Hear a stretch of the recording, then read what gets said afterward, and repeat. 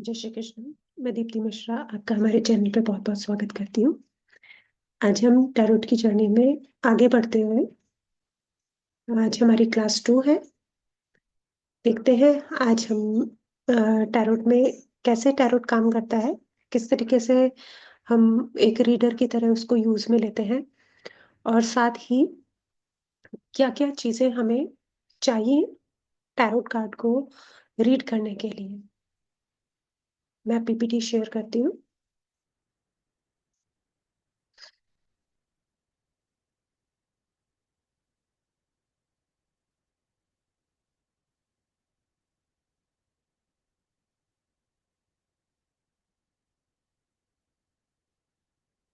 आज हमारी क्लास 2 है, हाउ टैरोट वर्क्स। टैरोट हमारी फ्रीक्वेंसी के साथ कनेक्ट करता है। किस तरीके से चीजें मतलब जो सिचुएशन है, जो आपके सामने क्वेरेंट आए हैं। क्वेरेंट हम किन्हें कहेंगे? जो हमारे पास रीडिंग करवाने के लिए आए हैं, उनको क्वेरेंट कहा जाता है। जो चीजें हैं, जो सिचुएशन को इन्फ्लुएंस कर रहे हैं, उन सबकी फ्रीक्वेंसी के साथ टैरोट कनेक्ट होता है। टैरोट हमारे आसपास की सारी एनर्जीज को कनेक्ट करता है जो हमारे पास है। इस समय हमारा माइंड स्टेट कैसा है, वो भी टैरोट कनेक्ट करता है। ये आपके बिलीफ सिस्टम पे वर्क करता है और यूनिवर्स की एनर्जीज के साथ वर्क करता है।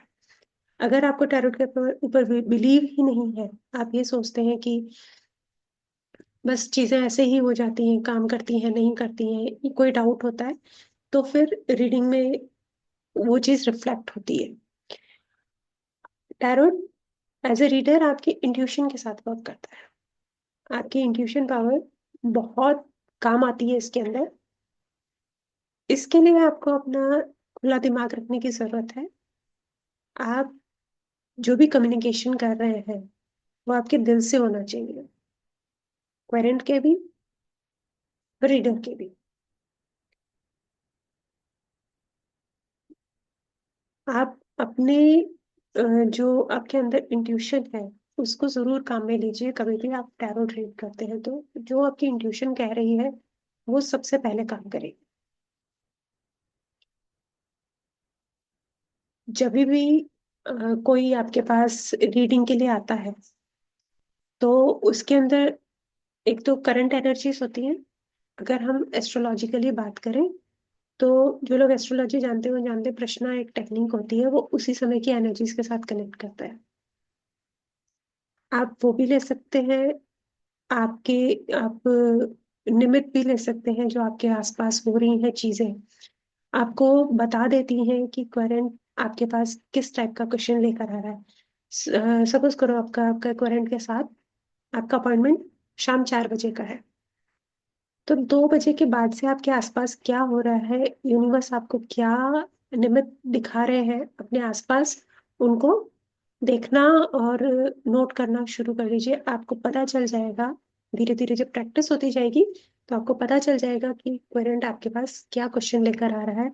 आप बहुत इजीली उसको कनेक्ट कर पाएंगे और समझ पाएंगे। ठीक है। कार्ड्स के ऊपर कुछ नंबर्स लिखे होते हैं, उनके अपने मतलब होते हैं। उनसे हमको पता चलता है कि वो कार्ड हमसे क्या कहना चाहता है।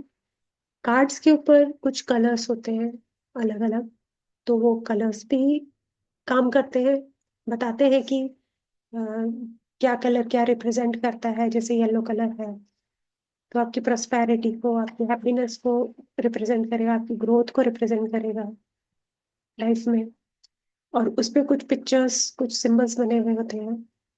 वो सिंबल्स, वो पिक्चर्स भी बहुत कुछ कहते हैं हमको। उनसे भी पता चलता है कि वो कार्ड आपको करंट से रिलेटेड सिचुएशन में क्या मैसेज देना चाहता है। और इन सब से ऊपर उठ के रीडर की इंट्यूशन पावर होती है। इंट्यूशन बहुत काम करती है।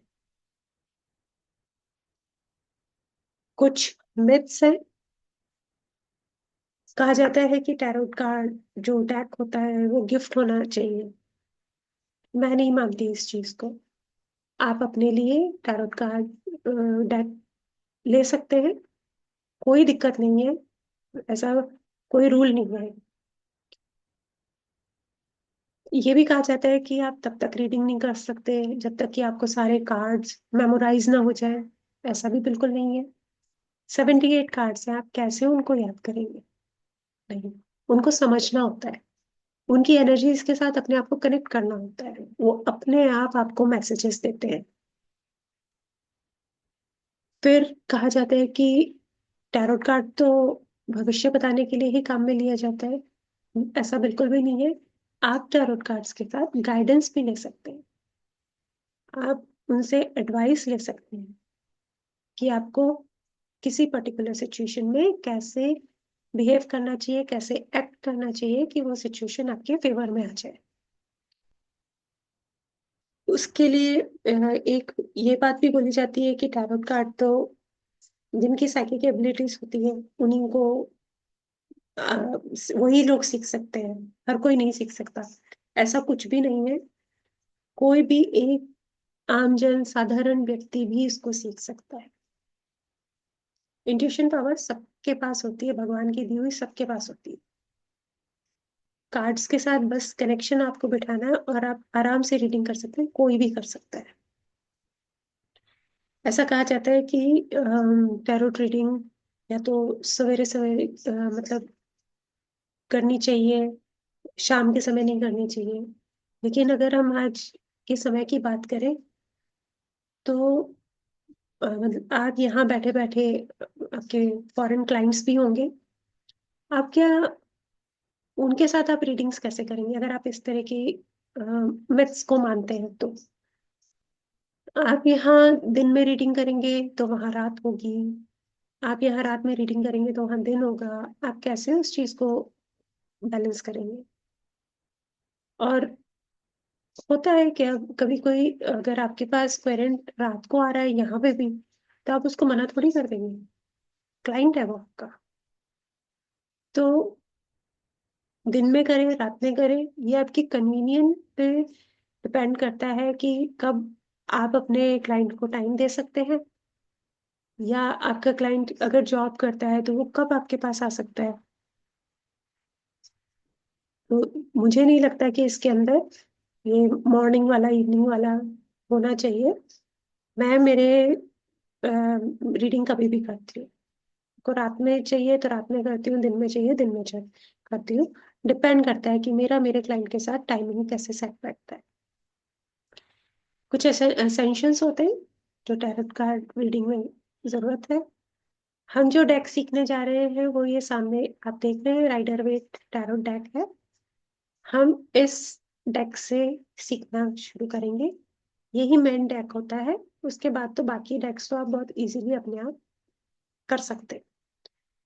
उसके बाद एक रीडिंग के लिए आपको क्लॉथ की जरूरत होती है, किसी भी तरह का सैटन, वेलवेट, सिल्क, कैसा भी क्लॉथ ले सकते हैं आप, ताकि आपके कार्ड्स की एनर्जीज इंटैक्ट भी रहे, साथ ही कोई गंदी सरफेस हो तो उस पे कार्ड ना रखा जाए। इनको प्योर बनाए रखने के लिए हम क्लॉथ यूज में लेते हैं। फिर रीडर्स के पास इस तरीके के पाउचेस बैग्स भी होते हैं, सैटिन, वेलवेट, सिल्क, ताकि उनकी एनर्जी इंटैक्ट रहे। बहुत सारे रीडर्स ब्लैक पाउचेस, पर्पल, इस तरह के पाउचेस लेते हैं, ताकि उनकी एनर्जीज इधर उधर ना जाए, इंटैक्ट रहे। कुछ क्रिस्टल्स होते हैं जो टैरो रीडर्स यूज में लेते हैं। ब्लैक टर्मोलाइन अगर आप अपने साथ रखते हैं तो वो आपको सेफ और प्रोटेक्टेड फील कराता है, आपको रीडिंग्स के टाइम पे प्रोटेक्टेड रखता है। सेलेनाइट सेल्फ क्लेंजर है, उसको अगर आप अपनी रीडिंग्स में अपने साथ रखते हैं तो वो वहां पे जो एनर्जीज बनती जा रही है वो साथ के साथ क्लेंजिंग उनकी करता जाता है। सेलेनाइट को खुद की क्लेंजिंग की भी जरूरत नहीं पड़ती है, वो सेल्फ क्लेंजर है। सिट्रीन आप रखते हैं तो वो आपके अंदर करेज और कॉन्फिडेंस को बढ़ाता है। रोज क्वार्ट्ज आप रखते हैं तो वो आपके हार्ट को सेंटर्ड रखता है। कभी भी रीडिंग करते हुए आपको माइंड, बॉडी और सोल को अलाइन करना होता है। आप बिल्कुल ब्लैंक होके उस समय बैठते हैं ताकि आपको मैसेजेस जो मिले यूनिवर्स से, आप उनको समझ पाएँ और आप सामने वाले को उसको इंटरप्रेट कर पाएँ। अगर आप बहुत परेशान हैं पहले से ही, आप नेगेटिविटी आपके खुद के माइंड में चल रही है, भी तो इंसान ही हो ना, तो अगर ऐसा कुछ होता है तो आप रीडिंग कैसे करोगे? इसीलिए बोला जाता है कि आपको अपने माइंड, बॉडी, सोल को अलाइन करना ज़रूरी है, तो उसमें रोज़ क्वार्ट्ज़ आपकी हेल्प करता है। कभी आपका मन मतलब बहुत विचलित हो और आपकी कोई रीडिंग आपने अपॉइंटमेंट दे रखा हो, तो प्लीज़ आप अपने क्लाइंट को बोल दीजिएगा कि हम लोग 1 दिन बाद, 2 दिन बाद इसको रीशेड्यूल कर लीजिए अपने अपना अपॉइंटमेंट को। पर उस टाइम पे रीडिंग ना करें तो ज़्यादा अच्छा होगा क्योंकि वो एनर्जीज़ कुछ इस तरीके की होती हैं कि हम वो उतनी अच्छी रीडिंग कर भी नहीं पाते। तो क्लियर क्वार्ट्स रखा जाता है, ये आपकी गाइडेंस को एम्प्लीफाई करने के लिए है, जो आपको आपकी इंट्यूशंस के थ्रू मिलती है। एमेथिस्ट रखा जाता है, वो आपकी इंट्यूशंस बढ़ाने के लिए है और जो यूनिवर्स आपको मैसेज देना चाहता है, उनको आप तक पहुँचाने के लिए काम में लिया जाता है।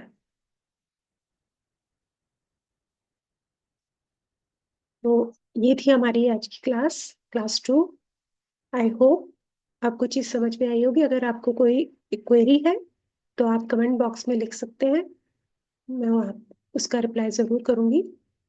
हम आगे देखते हैं, हम हमारी जर्नी में क्लास 3 नेक्स्ट लेकर आ रहे हैं।